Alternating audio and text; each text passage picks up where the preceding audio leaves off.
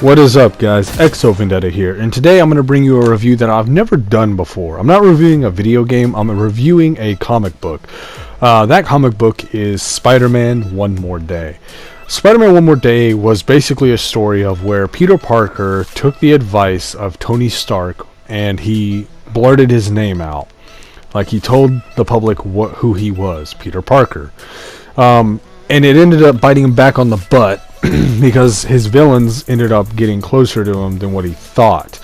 And when he revealed his identity, one of his villains was Kingpin at the time that was hunting him down.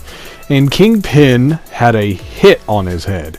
Well, this hitman, well, there was no name. I don't think they named him in the comic, so I don't want to lie and make up something, because I can't remember his name, and I can't think of a name that could remind me. But anyways, it was just a killer. There was a hitman after him. But there was this one moment when there was like some type of get-together. May, Aunt May and Peter and Mary Jane was in this like apartment or something, and they were having like some meetup.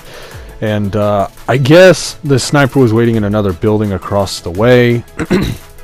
Knew what was going down. The bullet was meant for Peter, but unfortunately it was May, the one that got hit. And at her old age, I'm surprised she survived anyway, but she was in critical condition and they couldn't afford to even put her in the hospital. So Peter felt like Tony owed him, since Tony was the one persuading him to show his name out there. And Peter Parker he broke into Tony Stark's tower, and then he proceeded to try to get, I think, either money or basically rob him. And Tony caught up to him, threw him outside of the building, and he told Peter like not to come back around because now he's a fugitive. And Peter said that, you owe me because, you kind of told me to do this. And, I didn't know the outcome would be like this, but Tony told him he should have known. And, anyways, that was a pretty, serious thing that happened, but that's not the worst of it all. So, anyways, Tony said he would love to help him, but if he got involved in any, like, governmental or anybody caught wind of that, it would be in public eye. So, what Tony did is he had his butler to come along and pretend like Aunt May was his love that was in the hospital, and which was a clever trick, and that was nice of Tony to do. It was really, really nice of Tony. So yeah, there was still a heart in him, and he helped Peter the best he could. But even though he had the money to put his Aunt May in the hospital, it wasn't good enough, because the doctor said, yes, we can keep her here and do our best, but she's not like going to survive. They could only prolong her death. And so Peter went on another journey to try to figure out where to go and what to do. But before he left the hospital, Mary Jane did say to him, like, is this really worth it? And Peter said, I gotta try. And so he tried. And he was just very determined throughout the entire comic to save Aunt May, which is, of course, he's an Annie's boy. He's an auntie's boy. So when he went off to get other help, he went to Doctor Strange, which Doctor Strange said he can't really undo things without there being some type of pros and cons to it. Like, yes, May could survive, but the catastrophes that come from it could be different, and that means he could either lose Mary Jane in an alternate universe, you know what I mean? Like, it was like a conflicting type of thing, so Doctor Strange couldn't help him as far as that.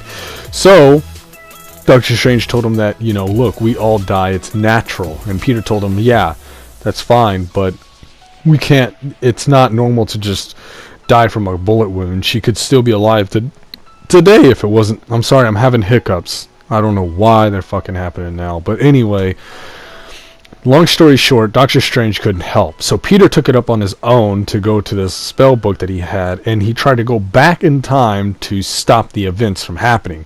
Sadly, though, he could only witness them all over again, because when he went back in time, it was like a ghost. He could only foresee the future. He couldn't change the future. It was like he was just a ghost, kind kind of like those POV cameras that just, you know, POV from like that perspective. He literally was just watching it go down. So that backfired, and Doctor Strange pulled him out and told him, like, you know, since this is because of your Aunt May, I'm gonna let you off the hook, but you can't play with this, it's not a toy. And Peter realized then he couldn't help him then either. So yeah, so Peter was just stuck. He's like, look, Doctor Strange can't help, Iron Man can't help, who can?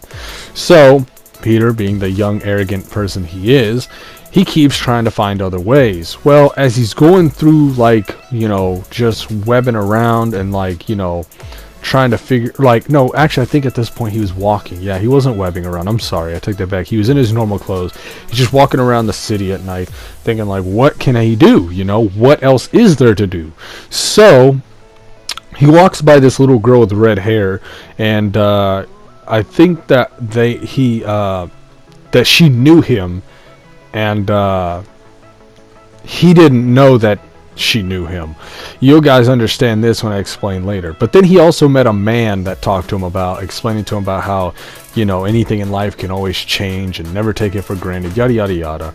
Well, he got into a car with somebody that apparently, you know, acted like he knew him, and gave him some advice. And I know it's weird, but hey, it's a comic, so it doesn't gotta make sense. The guy, Peter Parker, went into this limo with this strange guy, and his driver took him around town. Well, anyways, as he was talking to him, you know, he was telling him the same stuff, you know, things can change, but you have to kind of accept the consequences. Well, as it goes through meeting all these strangers and random people, Mephisto appears in an alleyway where the guy led Peter, and he says that, you know, I can help you save Aunt May, you know, for a price. And so he said, I'd have to talk to Mary Jane about this first.